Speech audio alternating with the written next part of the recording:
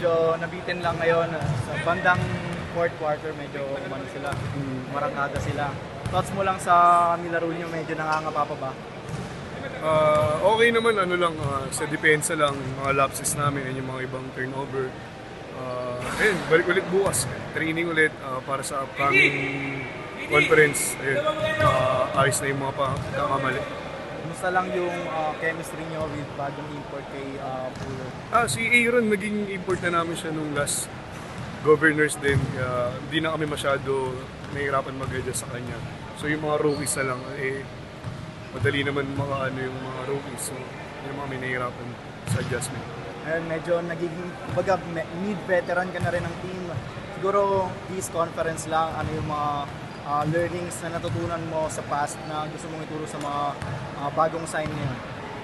Yun, sa ensayo naman, lagi ko rin sila sinasabihan, lalo pag sa yung mga gustong ipagawa ni Coach, ay paano, tinutulungan namin sila para pagdating sa game, sa mga scrimmage, sa ensayo, hindi na ganun ka, ano yung... Knox, this past conference, although ang ganda ng nilalaro nyo sa eliminations, but then nabibitin talaga sa quarters, sa semifinals.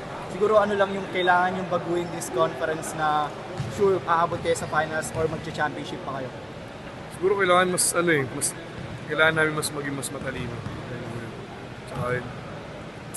Nox, yung ngayon medyo tapos na yung series natin sa Ginebra. Actually, kung evaluate naman natin, maganda naman mga pinakita natin. Ano masasabi mo sa, yun nga, parang isang game na lang, finals na sana eh. Ano masasabi mo na yung sa confidence, anong na-build nyo sa team after that very intense series with Ginebra? Ayun, talagang yung, alam mo yun, si Coach, alam mo yung binibigay sa amin kumpiyansa ni Coach, isa sa talaga sa nagpapatibay sa amin. Lahat kami nabibigyan ng pagkakataon. So, yun din yung chemistry namin as a team, on and off the court. Kaya, yun yung nagpapatibay sa amin. Medyo mababa yung bakasyon natin. Ano mga pinag-aabala natin ng bakasyon habang wala mo ng basketball bago tayo Nung 2 weeks, binigyan kami ni Coach ng 2 weeks break. So, pumunta kami ng family ko sa Bohol. Ayun, nagbakasyon kami. Knox, medyo out of the topic lang. Yung mga, parang alam naman natin na you're one of the top guards ng PBA.